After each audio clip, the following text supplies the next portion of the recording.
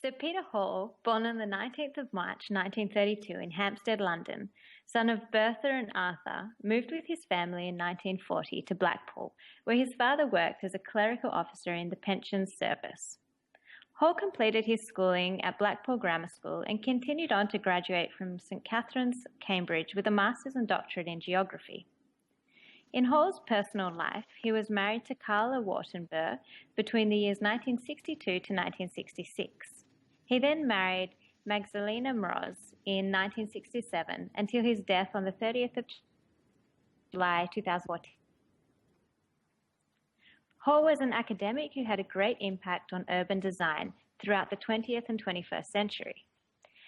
As stated in his obituary by Locke, a fellow activist of Hall's at the Town and Country Planning Association, the main concern of the geographer and the town planner, Sir Peter Hall, was the growth and change of cities.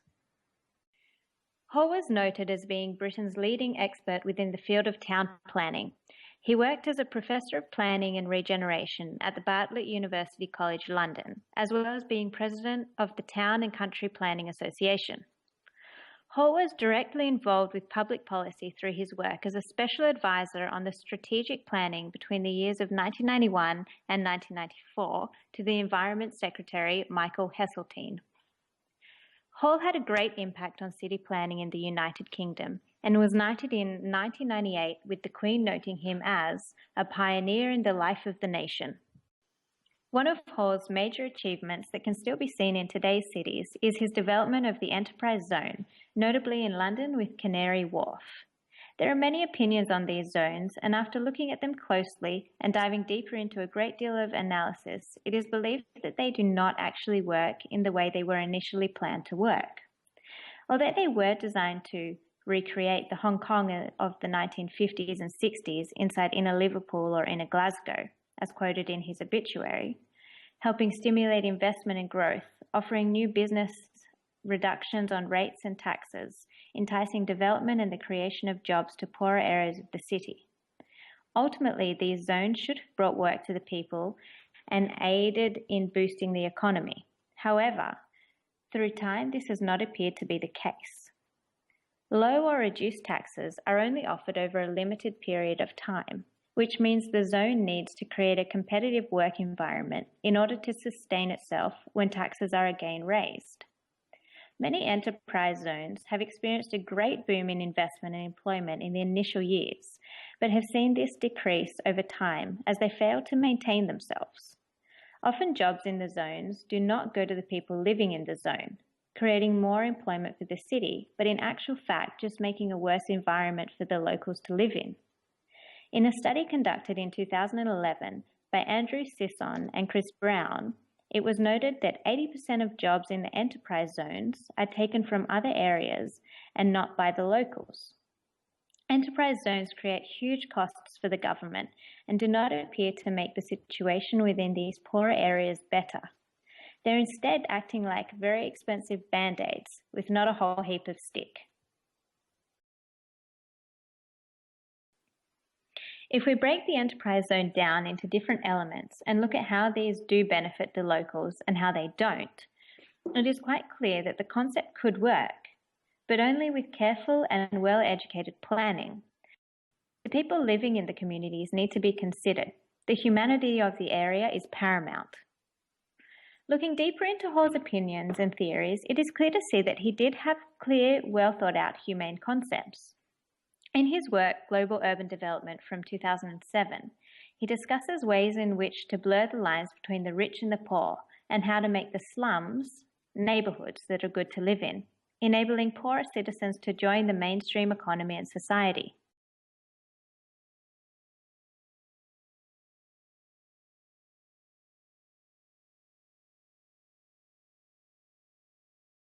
Mumbai is one of the world's mega cities, racing into the future and building up into the sky. Property here is among the most expensive in the world. This 27-story skyscraper will be the private home for just one family, and it's costing $2 billion to build. And yet, sitting right in the middle of this modern metropolis is the patchwork of shanties that is Dharavi. people are crammed into just 1 square mile. To give you an idea, this is a small residential block in Fitzroy, Melbourne, and the highlighted area would be the equivalent of having 600 to 2,000 people living in it if this was Dharavi. It's hard to comprehend how people live in these conditions and have done for more than 100 years. McLeod visits Dharavi in an attempt to better understand the concept that Dhabi can help architects and planners solve some of the problems facing our cities. Dharavi is home to a multi-million-dollar untaxed manufacturing industry, selling everything from leather goods, pottery, breads and luggage. Amongst the squalor, rats, sanitation and drainage problems, there are more than 15,000 one-room factories employing the majority of Dharavi's people. An international aid organisation coming here, you just look at the squalor and the piles of rubbish and the broken paving, and you think, no, this is all going to change, this is awful. It's chaotic as you would expect it to be, but it's also magical, this place. The residents, though, are fearful all this could disappear with the redevelopment plan. You could dream up an ideal place for a community to live in, then pretty well most of what you would hope for. Being able to walk everywhere, minimal car use, wonderful old buildings here and there. Great sense of community, public space, market that you can walk to. These things most people dream of, and an open-air restaurant. Shops on every corner, being able to find everything you want within 5 minutes of leaving your home. And living in a community of people who've lived there for 50 or 100 years, generations have been here. Those things together have to constitute the components of a civilized life, really. As Mumbai struggles to find space, Dharavi's land has become worth billions to developers. A small 27 square metre apartment here is priced at approximately $170,000. This makes redeveloping the slums of Mumbai very appealing. These shiny new additions would provide a captivating landscape. Of the 1 million slum dwellers of Dharavi, a percentage would be housed here.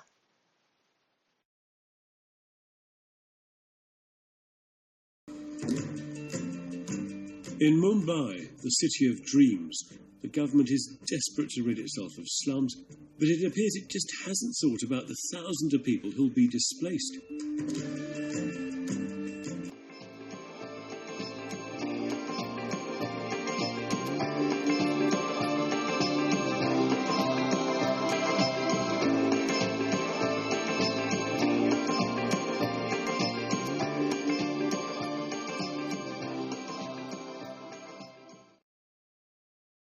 The displacement of people when redevelopment happens will inevitably create poverty at another locale.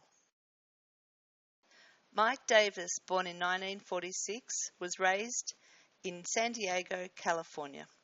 Graduating with a BA and MA in history from UCLA, he is now a professor of creative writing at UCR. He is a successful published author with a strong political background in social justice. His ability to engage the reader has not gone unnoticed, with Davis winning a number of awards. Perhaps the most esteemed was the MacArthur Fellowship or the Genius Grant. This grant is awarded to a person showing originality, insight and potential, and it allowed Davis and his family to holiday in Africa and Asia. And also, Davis was able to write uninterrupted for the first time in his life. Although Davis has a number of critics willing to openly question some of the resources and information Davis has included in his books, it cannot go unnoticed that the topic of which he writes is engaging and thought-provoking. In my opinion, there are two defining moments influential in Davis's life, of which he shares with Bill Moyers on The Journal. The saddest thing in remember with my own dad, who was a meat and potatoes 30s trade unionist, loved Roosevelt. And he's a guy who grew up in the early 20th century believing in American history.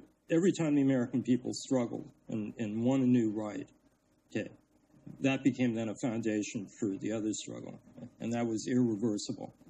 And he saw in the Reagan years, history going in reverse. His union pension fund went bankrupt. The particular industry he worked in basically became defunct, and it was harrowing to me to see my father, who was the most patriotic guy I ever knew, as it struck him that we're always continually fighting for principles and rights, and they can be taken away. History, can go in reverse. Why did you become a radical? What made you so radical? Well, in my case, there really was a burning a bush, and that was the civil rights movement in San Diego, where I grew up in the 50s and 60s. And when I was 16 years old, my father had a heart attack, and I had to leave school for a while to work. And I'm the black side of my family by marriage. They got me to come to a demonstration in Congress of Racial Equality in front of the Bank of America in downtown San Diego. And it literally transformed my life, just the sheer beauty of it and the sheer righteousness of it. And I won't claim that every decision or political stance or political group I joined as a result of the civil rights movement was the right one, but it permanently shaped my life. I pulled something off the web that you wrote recently. You said, "I believe great opportunities lie ahead for the rebels of the world to swell our ranks and take the fight forward. A new generation of young people is discovering that their political engagement counts." Now, where are you seeing that?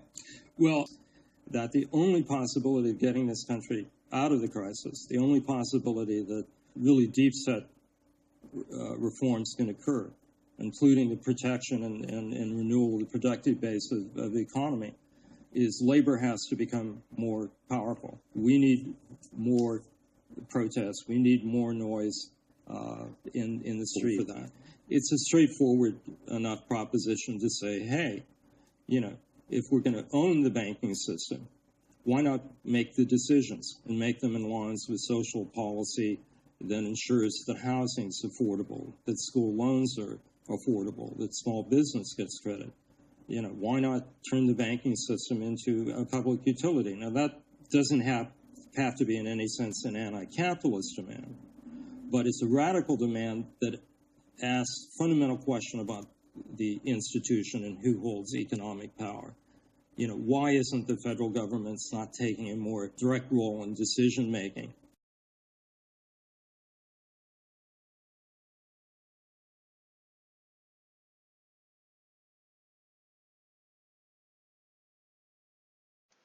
A city planner pioneering the concept that the community needs to be involved in the planning of its spaces is Amanda Burden. Holding a Master of Science in Urban Planning, and as New York City's Planning Commissioner for 11 years, Burden was determined to make a difference. After years of walking the streets and by understanding the needs of the community, she successfully created open public spaces which blurred the division between dilapidated, unused spaces and the chic city fringe. People came from all over the city to be in these parks. I know they changed the lives of the people who lived there, but they also changed New Yorkers' whole image of their city. I often come down and watch people get on this little ferry that now runs between the boroughs. And I can't tell you why, but I'm completely moved by the fact that people are using it as if it had always been there.